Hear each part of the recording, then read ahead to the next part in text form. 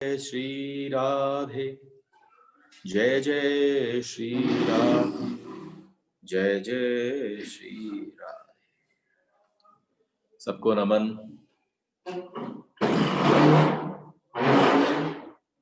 जहां पर हम लोगों ने इस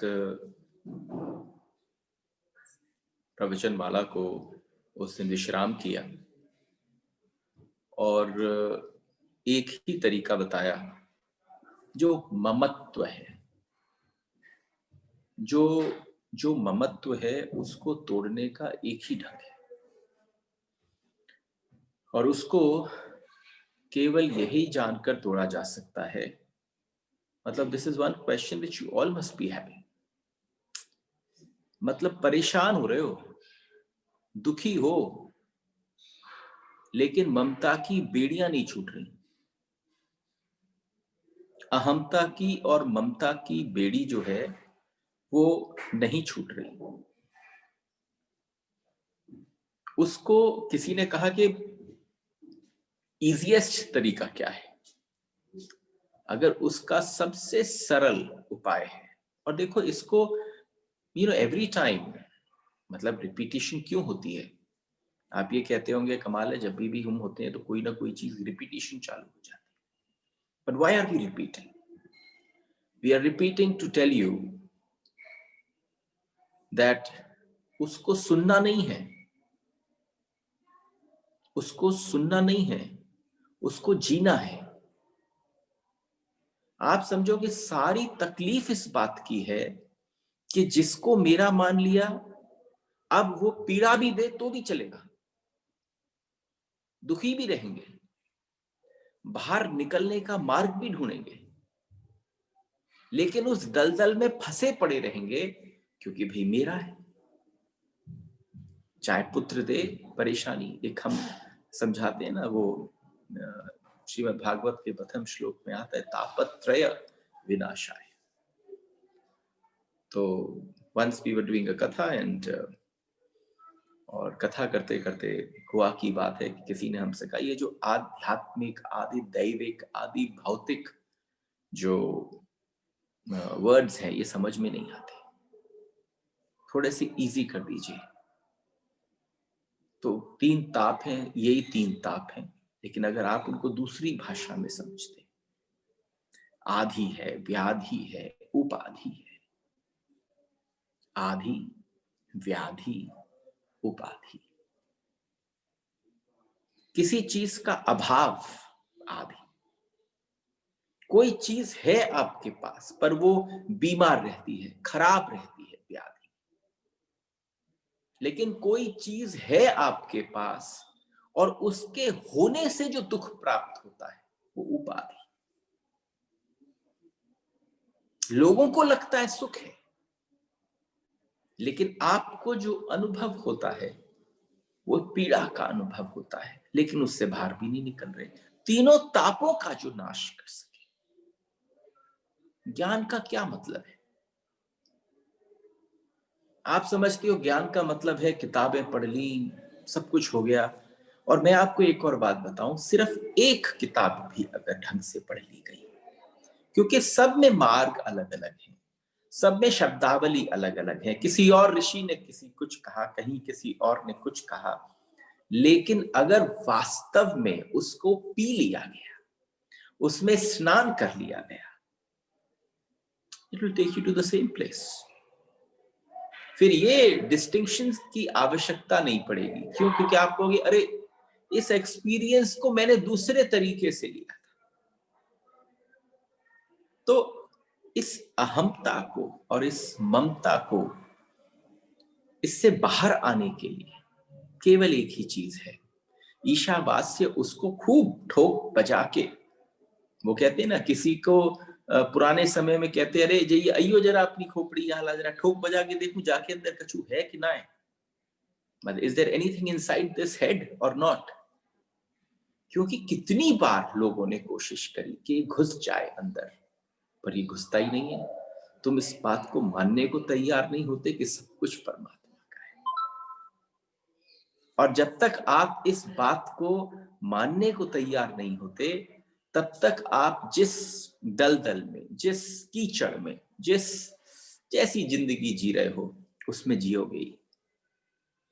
एक टाइम आ जाना चाहिए, 70-70, 80-80 वर्ष के मृतशैया पर पड़े, लेकिन वो मेरा नहीं छूट रहा, उस मेरे ने आपको मेरा कहना छोड़ दिया। बड़ी मजे की बात है। जिसके लिए शुरू में आप दुनिया थे, मेरा ही मेरा थे, उसका सारा अहम आपकी वजह से बनता था। उसने आपको अंतरंग, बाहर समाज में, रिश्ते में, दायरों में, इट्स इजी, बहुत सरल है कि वो आपको कहे मिलिए, हमारी मां से मिलिए, कोई कहे ये मेरी पत्नी देखिए। लेकिन जरा गौर से भीतर झांकने की चेष्टा करो, उसने कब, कितने वर्ष पहले इस मेरे वाले संबंध का त्याग कर दिया। वो समाज के लिए एक खूंटा बांध के रख रखा है कि कहीं आवश्यकता पड़ जाए तो कोई ये ना कहे कि भाई ये है नहीं। हमसे ज्यादा पागल लोग कहीं इस ब्रह्मांड में भी ना मिलेंगे। लोग कहते हैं, नासा कहता है, the aliens keep on visiting, I have been hearing, reading stuff about that.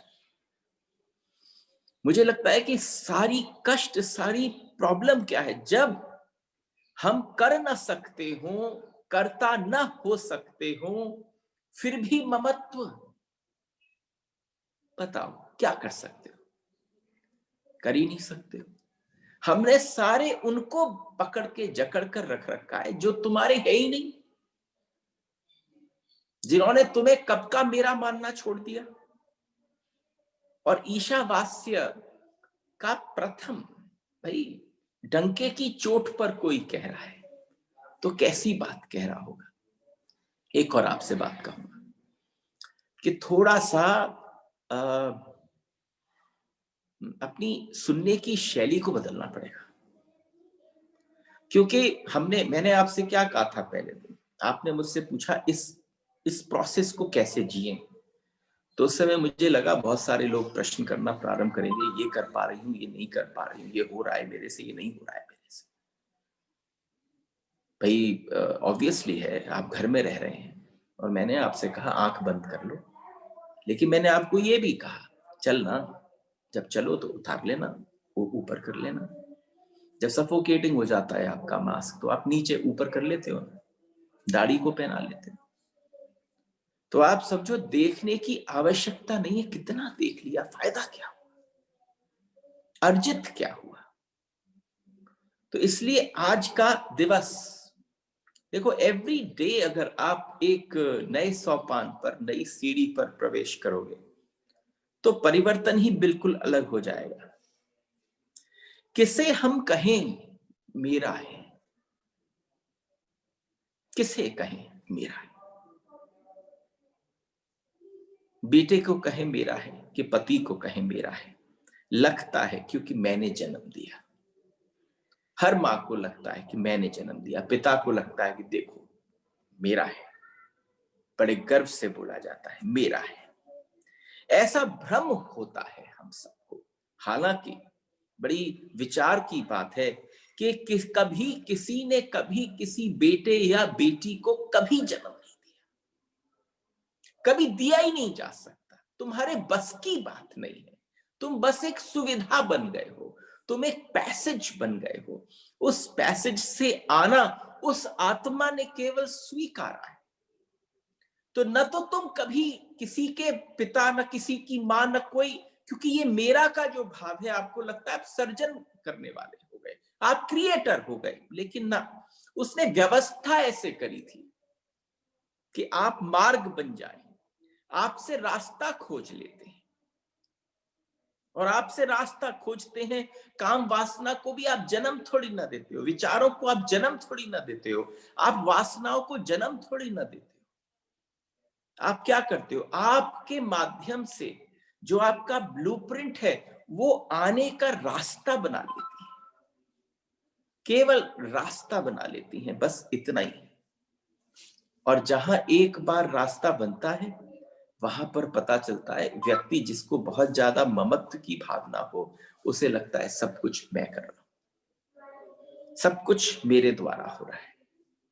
और छोटी सी बात है, जितनी भी आतुरता है वासना की, विचारों की, ये अपने मेरेपन की आपके रोए रोए में, आपके पूरे उस केमिस्ट्री में बनकर आई है, वह दबी है कण कण में। और जैसे जैसे आप बड़े होते हैं वैसे वैसे वो कण धक्के देते हैं बाहर निकलने के लिए, वो वासना के रूप में, विचार के रूप में, किसी न किसी रूप में आते हैं।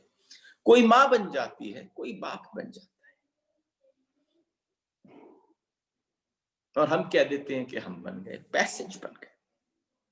आप समझना, नियति हंसती है, नियति आपके ऊपर हंसती है। क्यों? क्योंकि उसे लगता है कि देखो ये कैसी जनता है, ये कैसे लोग हैं। सुविधा बनी थी, केवल सुविधा, उस सुविधा को स्वयं आर्किटेक्ट बनकर बैठ गए हैं।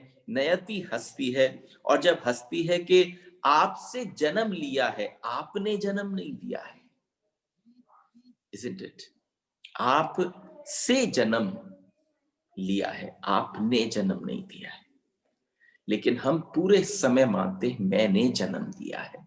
माँ क्या कहती है? हर माँ ये कोशिश करती है कि वो मैं उस ऋण से, 9 मास के उस ऋण से पूरी हूं, कि भाई मैंने जन्म दिया है।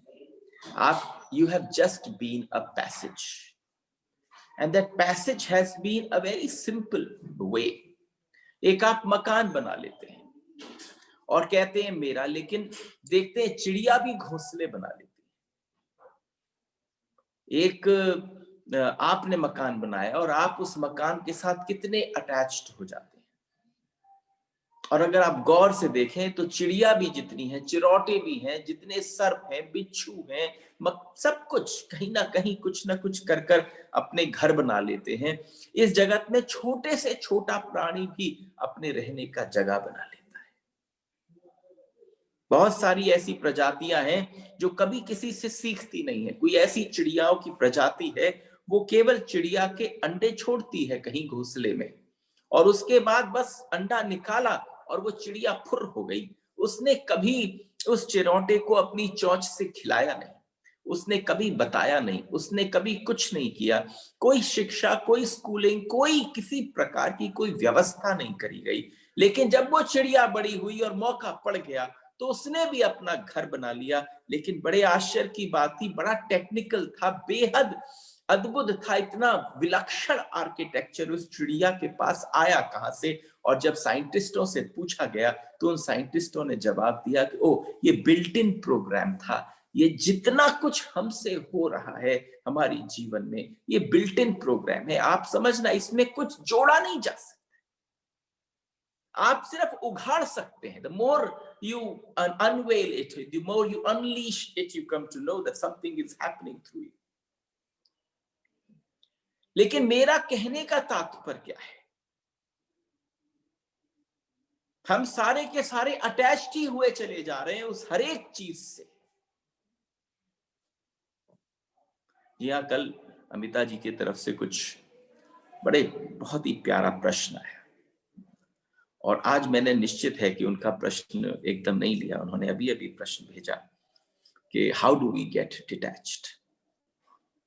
आप समझना, एक एक वक्तव्य, एक एक शब्दावली अगर आप वास्तव में ध्यान दो तो ये डिटैचमेंट की तरफ ही जा रही है। वो केवल आपको हल्का सा, मैंने इसलिए उस प्रश्न को एक्चुअल उठाकर नहीं किया कि उस प्रश्न का उत्तर इतने बड़े फैलाव में हो रहा है ईशावास्य उपनिषद के रूप में, कि अगर मैं उसे पिन पॉइंट करता हूं तो जहां पर मैं अभी पहुंचने वाला हूं वहां पर आकर भी आपको वही उत्तर प्राप्त होगा।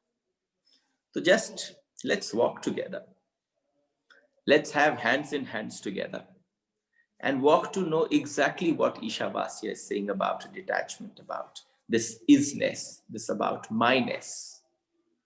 What does it has to say?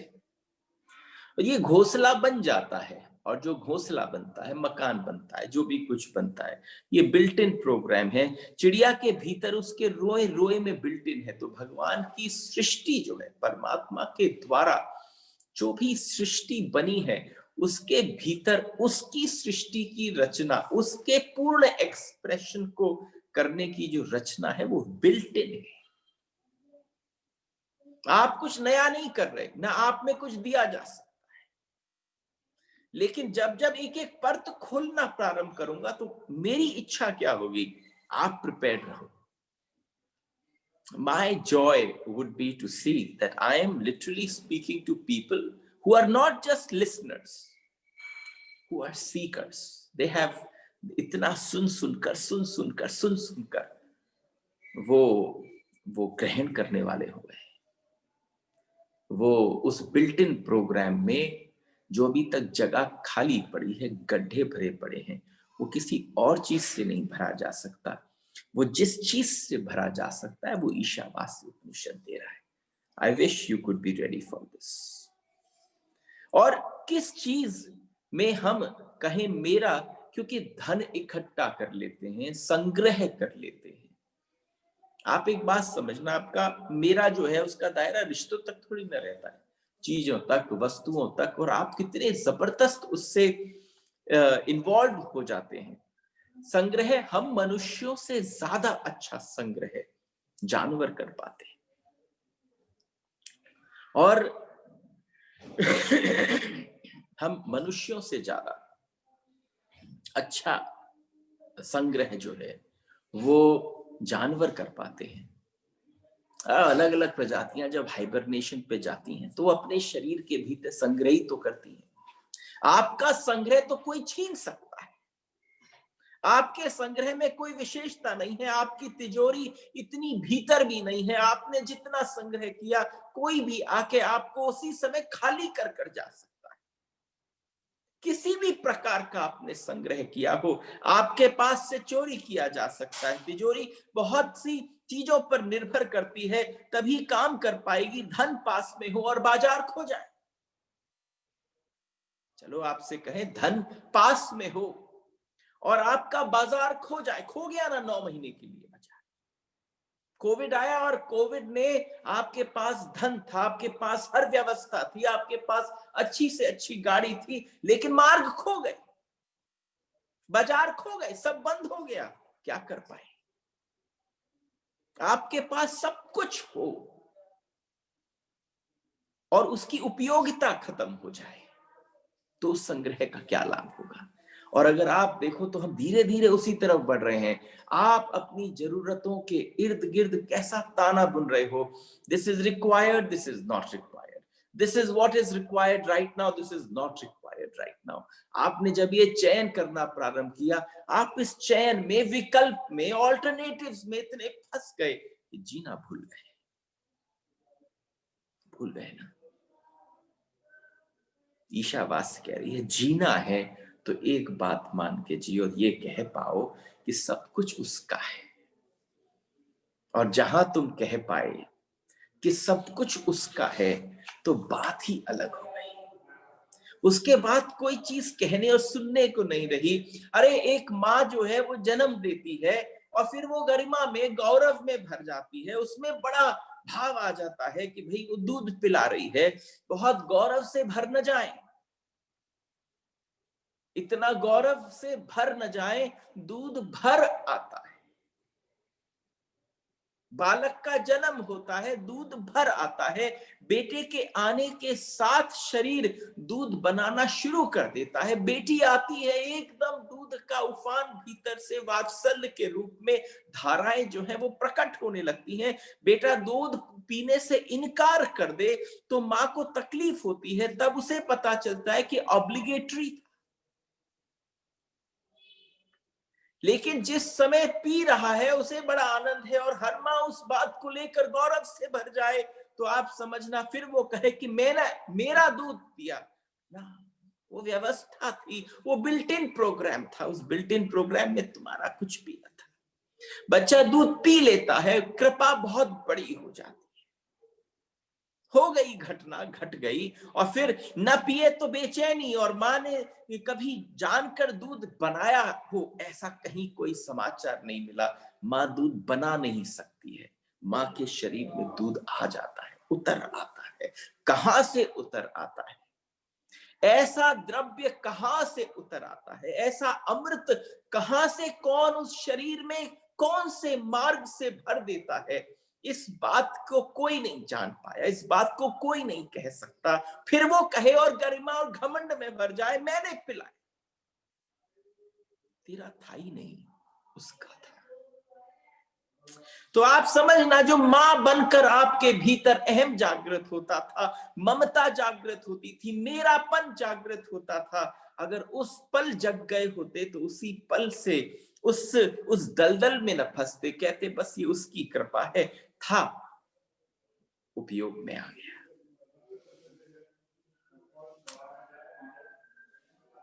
कैसा मजा है।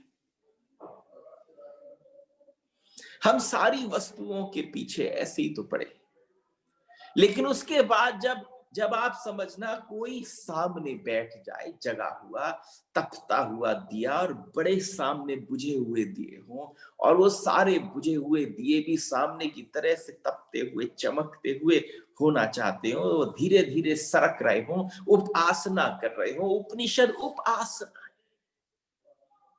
उपनिषद उपासना है। और आप समझना, आपका पिंड, आपका शरीर, आपका फिजिकल एट्रीब्यूट्स कहीं पर भी बैठे रहे, फिजिकल आप कहीं पर भी हो, लेकिन अगर आप भीतर से कहीं सरकने लगे और आपके भीतर से अहमता, ममता, मेरापन, तेरापन ये सरकने लग गया, तो आप समझना एक ही चीज अवस्थित हो जाएगी।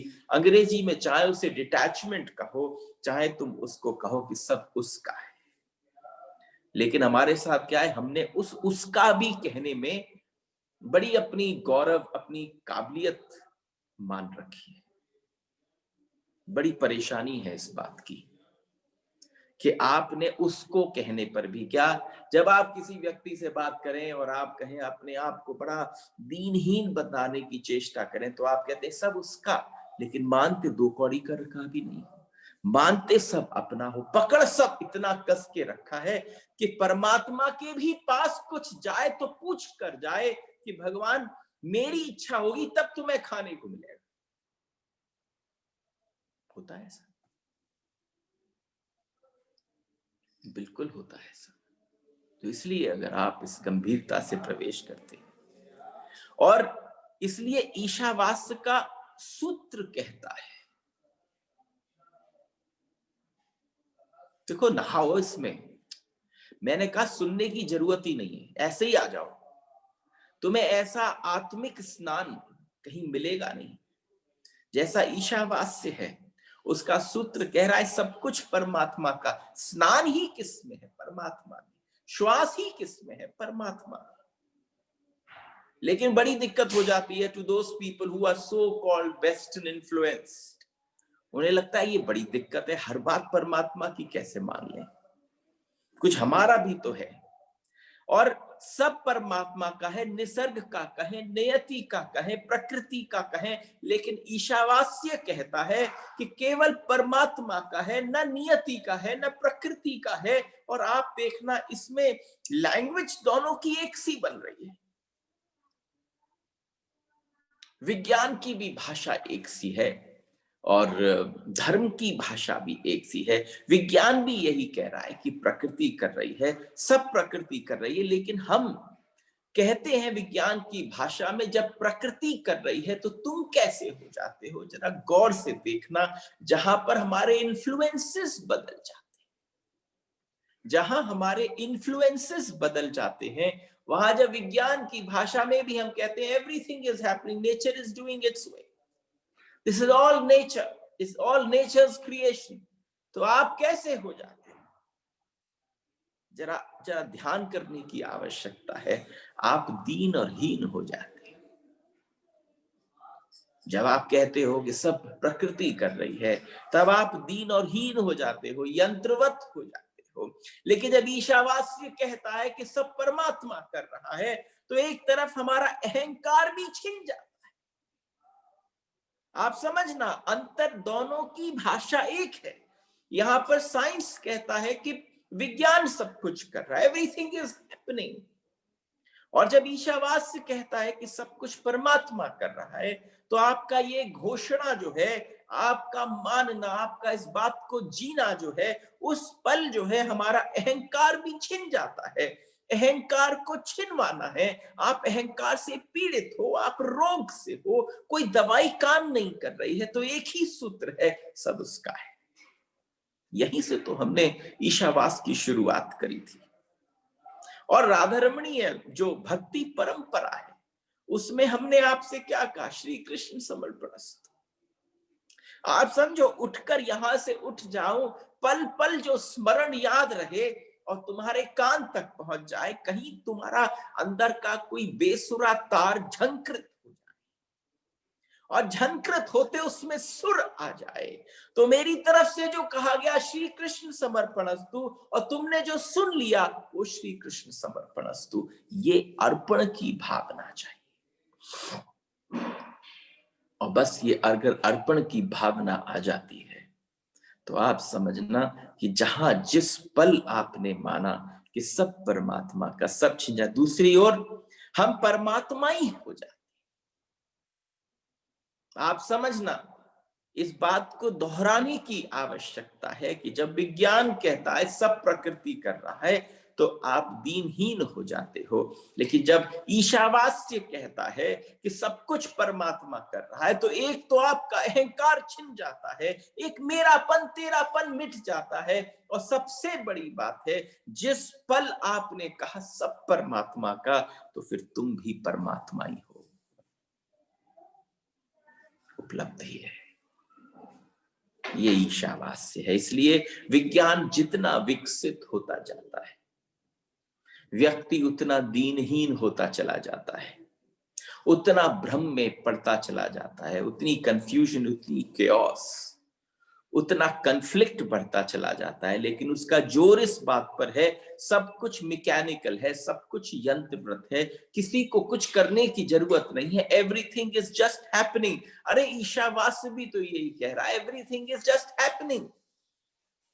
यही तो अंतर हो गया ईस्ट और वेस्ट में।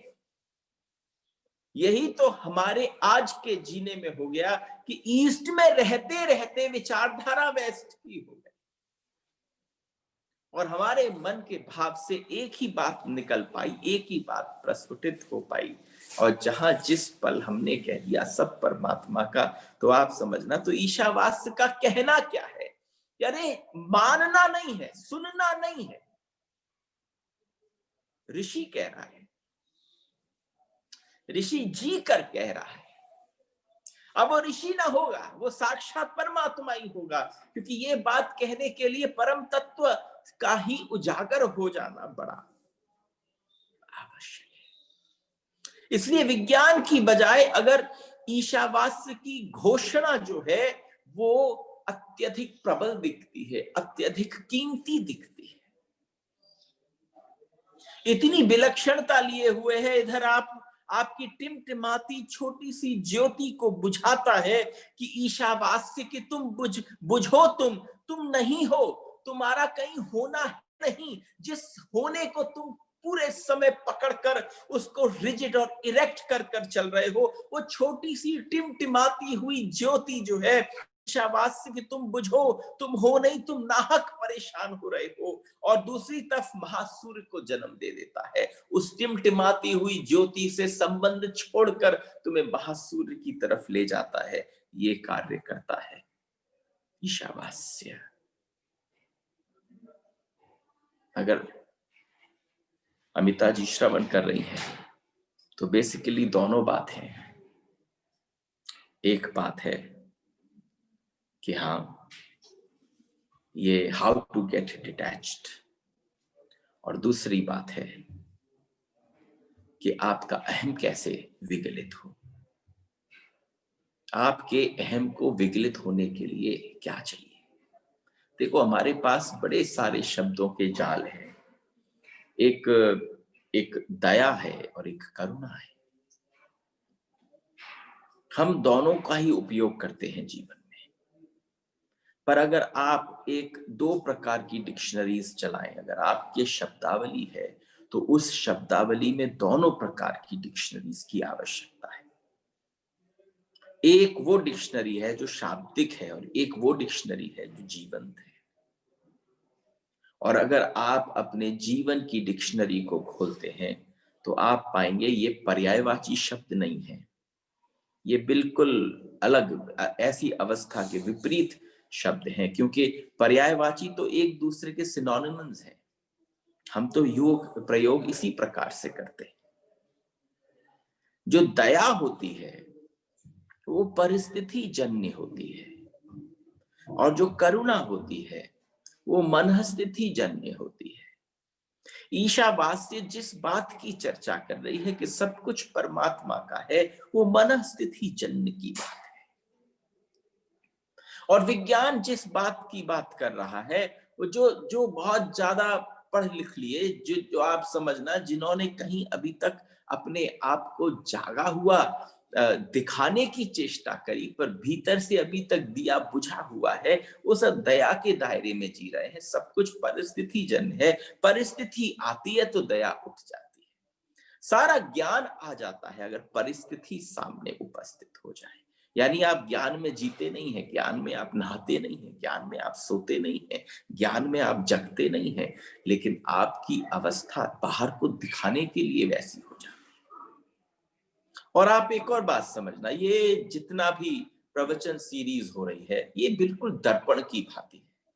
मुझे लगता है अगर आपका दर्शन, आपका मुखारविंद, आपका चेहरा अगर ईशावास्य में न दिखा तो कहां दिखेगा। बहुत आवश्यक है कि आप अपने आप को देख पाए। और ये बहुत बड़ा डिफरेंस है बिटवीन धर्म और विज्ञान। धर्म और विज्ञान के मूल आयाम में भेद ये है, जिन्हें धर्म कहता है कि एम्फेसिस सारा मैकेनिकल है, वो सारा विज्ञान बन जाता है। यंत्र पर बहुत ज्यादा जोर है, मैकेनिकल एक्टिविटी पर जोर है। और आपकी लाइफ में भी जब कुछ बहुत मोनोटोनस एक्टिविटी हो जाती है तो आप समझना, जैसे किसी ने नियम बना रखा है कि भाई मैं पूजा से पहले नहीं खाऊंगा।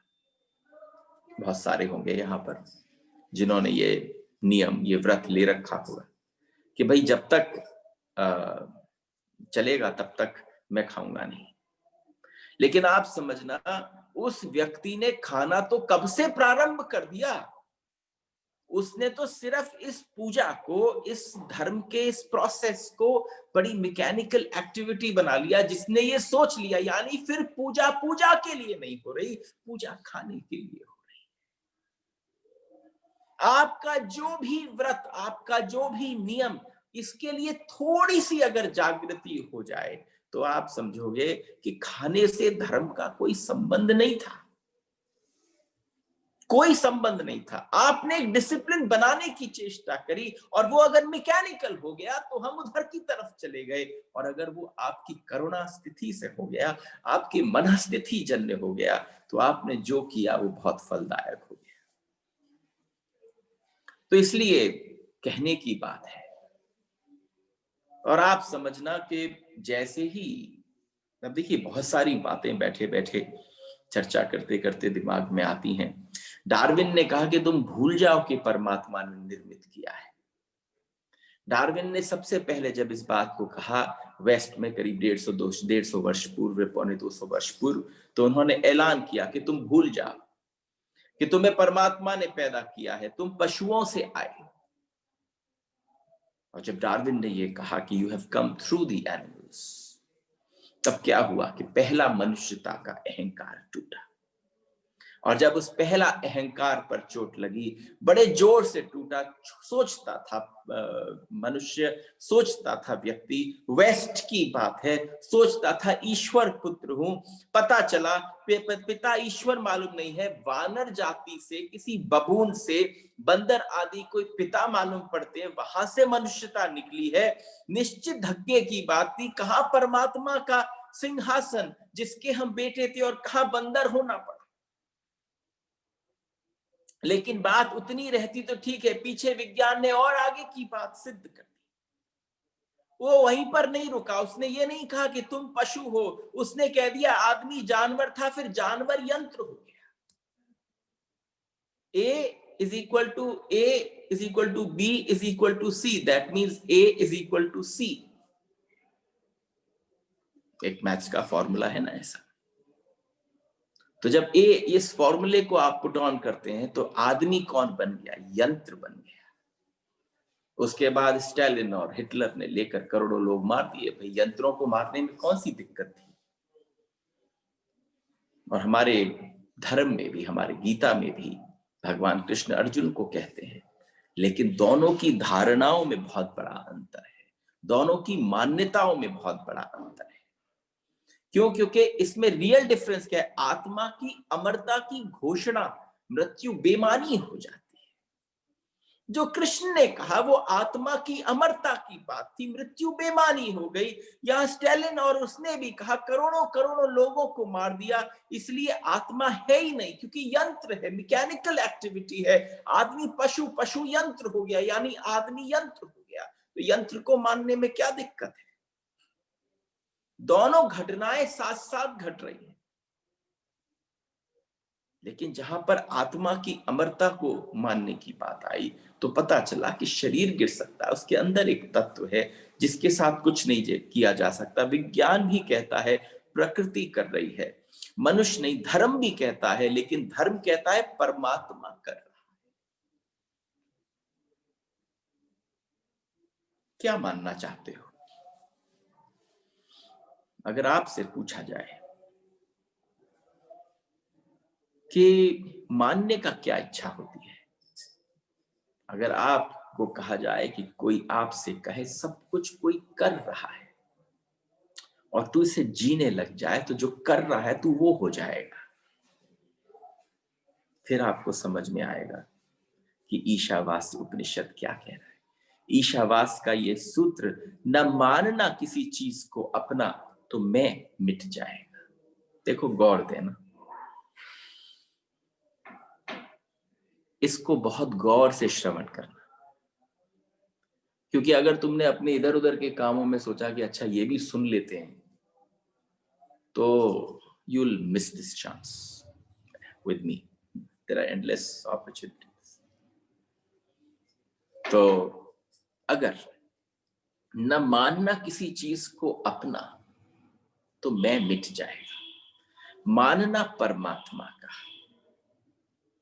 अगर कुछ करो तो केवल परमात्मा का मानना, किसी के धन की वांछा न करना।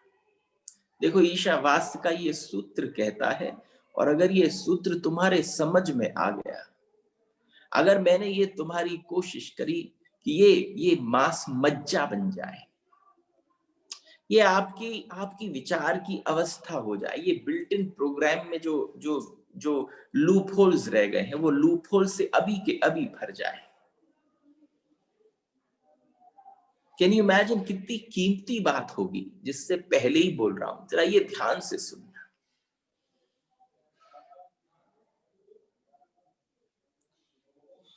तो सबसे बड़ी बात है, न मानना किसी चीज को अपना तो मैं मिट जाएगा। मानना परमात्मा का,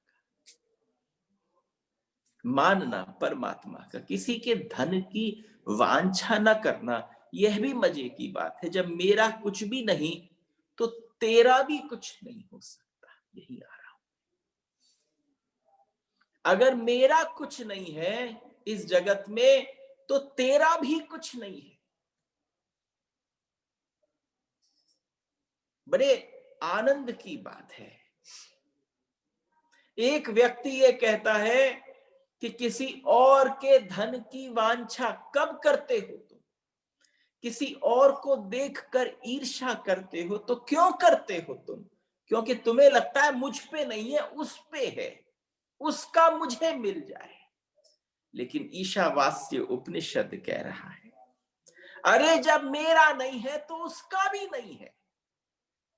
जब मेरा नहीं है, जब बता दिया ईशावास्य के ऋषि ने कि कुछ भी तेरा नहीं है, सब परमात्मा का है, तो जिससे वांछा कर रहा है उसका भी कुछ नहीं। Understand this.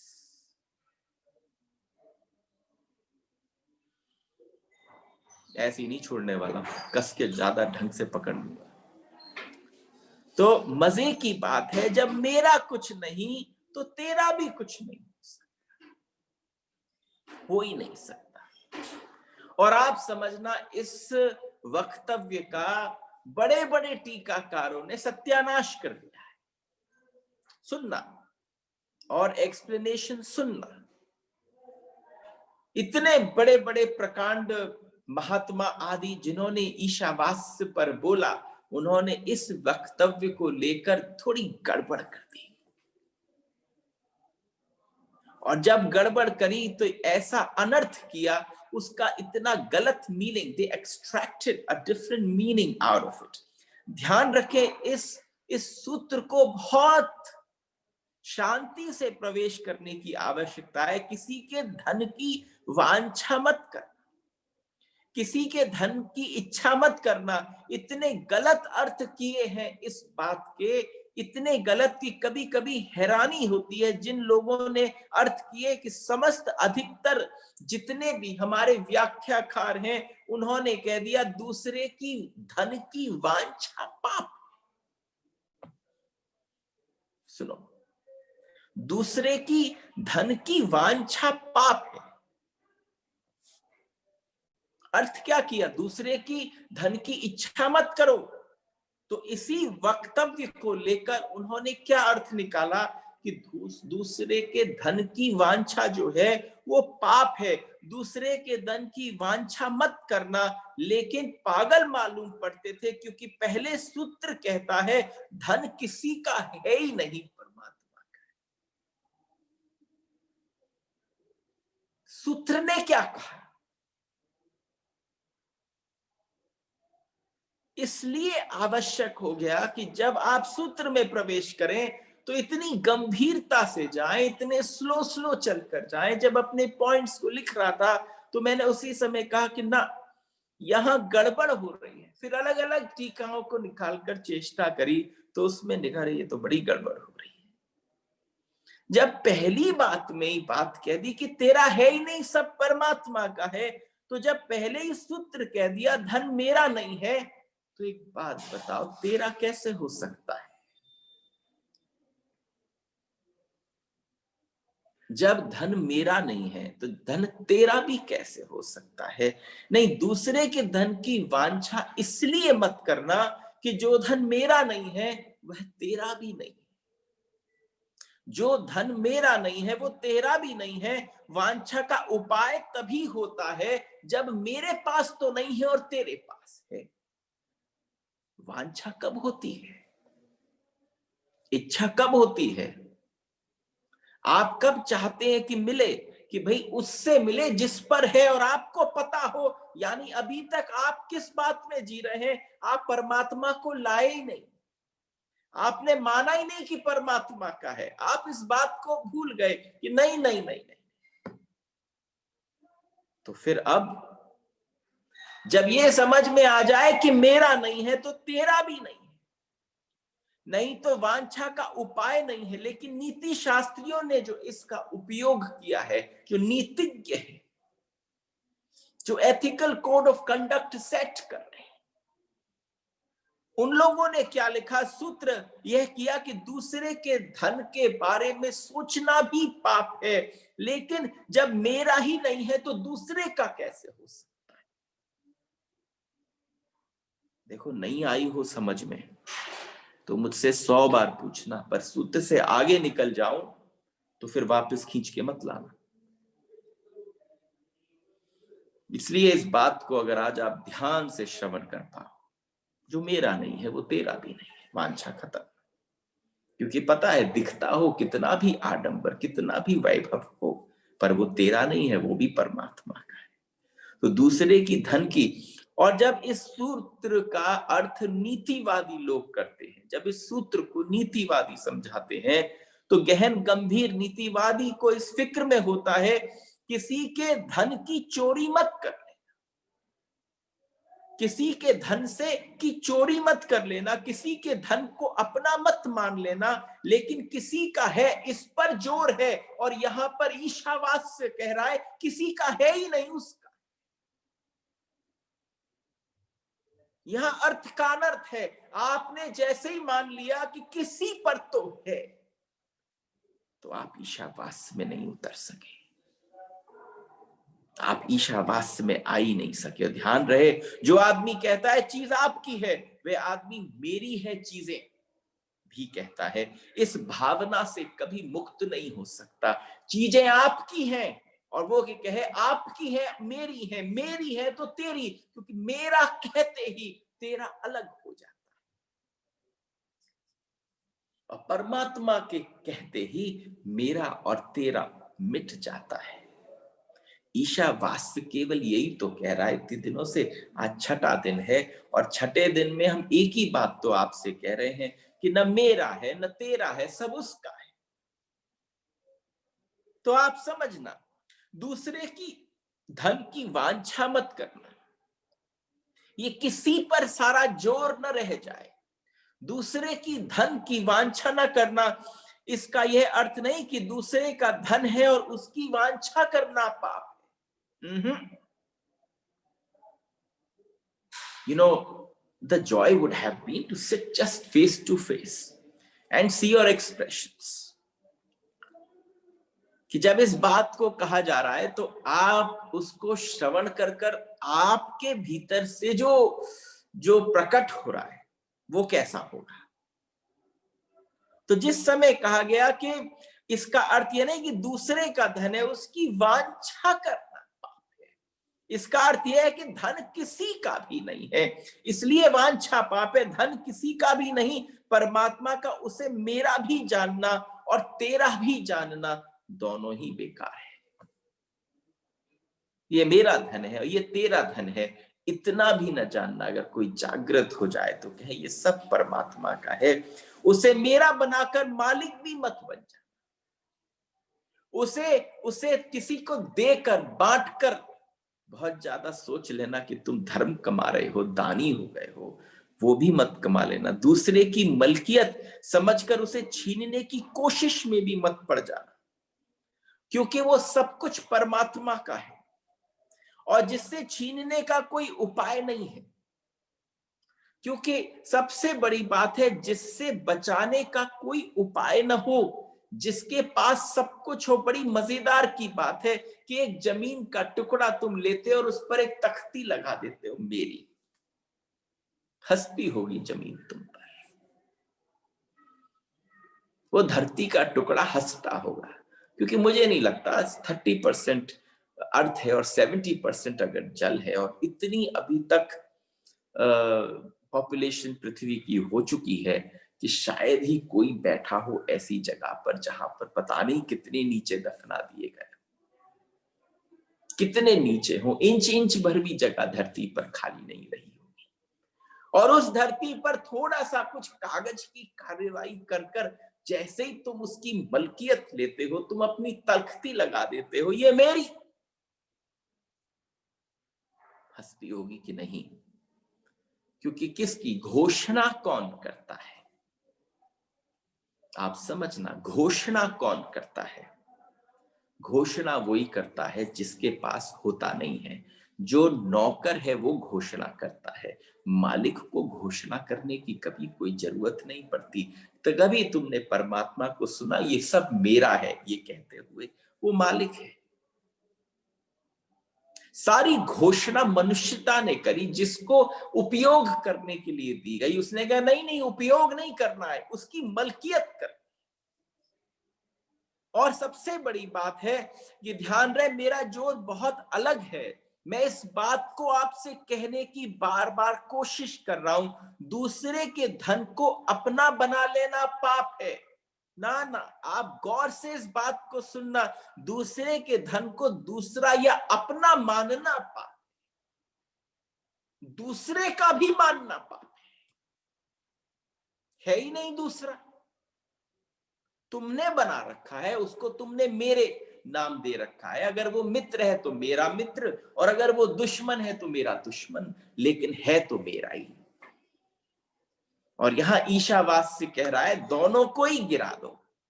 अगर इसे समझेंगे तो ईशावास्य का गहरे से गहरा आयाम आपको आ जाएगा, वह ख्याल में आ जाएगा। नहीं तो इतना ही मतलब होता है, इन सूत्रों से यही मतलब निकलता है, हरेक अपनी अपनी संपत्ति पर कब्जा रखे, दूसरे से सुरक्षा के लिए शिक्षा देता रहे और दूसरे की धन की वांछा मत करना। लेकिन अगर ईशावास्य के सूत्र में प्रवेश करोगे तो मामला भिन्न हो जाएगा। ईशावास की सब कुछ परमात्मा के होने की, परमात्मा ही मालिक है, दूसरा कौन है? परमात्मा के अलावा कोई दूसरा है? कोई दूसरा परमात्मा भी है कि नहीं? नहीं, परमात्मा तो एक है, कोई दूसरा नहीं है, न मालिक है न तू मालिक है, मलकियत भ्रम है। Ownership is a deception. जो जो व्यक्ति इस ओनरशिप पर कोशिश करते हैं, मालिक बनने की चेष्टा करते हैं, वो एक भ्रम में है। और आकर घोषणा कभी उसने नहीं कही कि मैं मालिक हूं। कहने के लिए कम से कम एक दूसरे की जरूरत पड़ती है, तभी तो तुम इतने बड़े बड़े नामों के बोर्ड लगा देते हो। और जब बोर्ड लगाते हो तो फिर तुम ये नहीं समझते कि कौन सी धारणा को जी रहा हूं। अज्ञानता की तख्ती लगी है हर घर के आगे, दूसरों को दिखाने के लिए, तड़ाने के लिए। देखो देखो, उपयोग नहीं, मालिक हूं इस जगह का। परमात्मा घोषणा नहीं करता। सोचने की बात है, परमात्मा कभी घोषणा नहीं करता, लेकिन मालिक वही है। ध्यान रहे, ईशावास के इस वचन भी अर्थ यह है कि जो घोषणाएं करते हैं वो मालिक नहीं होते। ध्यान रखना, जो घोषणा करते हैं वो मालिक नहीं होते। मालिक को घोषणा करने की कोई जरूरत नहीं पड़ती। मालिक तो मालिक है, उसे जताने की भी जरूरत नहीं पड़ती। मालिक अघोषित मालिक है। घोषणा सिर्फ नौकर करते हैं। जितने जोर से घोषणा, समझ लेना उतना बड़ा शक है। तुम जिस बात की सबसे बड़ी घोषणा करो, वहीं पर शक शुरू हो जाता है। तब आप पक्का समझ लेना इसकी तो नहीं हो सकती। जो व्यक्ति घोषणा करे किसी चीज की, क्योंकि कभी मालिक को घोषणा करते देखा नहीं। घोषणा तो बहुत छोटी बात है। मलकियत तो साक्षात मलकियत जो है वो मौन में है, वो साइलेंस में है। आपके साथ आपकी चीजों का कुछ भी इधर उधर हो रहा हो और आपको पता है मेरी है, इस्तेमाल कर रहे हैं, ठीक है। जिस दिन नीचे से कारपेट खींचा सब कुछ बह गया, जिस दिन प्रलय आई सब कुछ चला गया। आप समझना क्या चीज बच सकती है? दूसरे के धन की वांछा न करना, दूसरे के धन की वांछा न करना। कभी ये न सोचना कि तुमने दान दिया, क्योंकि बहुत सारे लोग थोड़ा छोटा दान इधर उधर देने के साथ सोचते हैं उन्होंने ध्यान दिया, था ही नहीं तेरा। ये एक अवस्थाई जो है, ये ईशावास ने बड़ी क्लियर कर दी। और हम एक महावाक्य की तरफ बढ़ रहे हैं। समय तो नहीं बचा इतना कि उस महावाक्य को लिया जाए, लेकिन क्योंकि उसको कल लेंगे, तो इसलिए उसकी उस महावाक्य की आपके सामने उसको बोल देते हैं कि है क्या। तेन त्यक्तेन भुंजिथा। तेन त्यक्तेन भुंजिथा का मतलब है जो छोड़ते हैं वो ही भोगते हैं। आप तो नहीं जानते इस बात को, आप तो दूसरी बात जानते हैं, क्योंकि हमने तो दूसरी बात पकड़ रखी है। जो पकड़ते हैं वही भोगते हैं। लेकिन ईशावास्य उपनिषद कह रहा है कि जो छोड़ते हैं वही भोगते हैं। एक छोटी सी बात है, एक कंपनी में मालिक को एक मजदूर स्वामी नहीं कहता है। घर में पत्नी अपने पति को स्वामी नहीं कहती। कोई दुकानदार अपने एक दुकान का नौकर अपने मालिक को स्वामी नहीं कहता। लेकिन ये हमारे यहाँ की परंपरा रही है, सनातनी परंपरा रही है, जो अगेय हो गया है, जिसने सब कुछ छोड़ दिया है, जिसने वस्त्र भी छोड़ दिए, जिसने अपना घर मकान भी छोड़ दिया, उसने सब कुछ छोड़ दिया और जाकर वो बस सब कुछ छोड़कर निरंतर बहने लग जाए। तो हमारे यहाँ की परंपरा थी कि गली गली से निकल जाए, उसका कोई नाम जाने कि न जाने, हाथ जोड़कर कहेगा स्वामी जी प्रणाम। यानी जिसने सब कुछ पकड़ रखा है हम उसको स्वामी नहीं कह रहे, जिसने सब कुछ त्याग दिया है हम उसको स्वामी कह रहे हैं। तो इस बात को समझो, तेन तक तेन भुंजिथा, यानी सबसे बड़ी बात है कि जो छोड़ सकते हैं वो ही वास्तव में भोग सकते हैं। इस धारणा को आपके साथ कर लूंगा। कुछ प्रश्न हो तो अवश्य शेयर करेंगे। राधे राधे।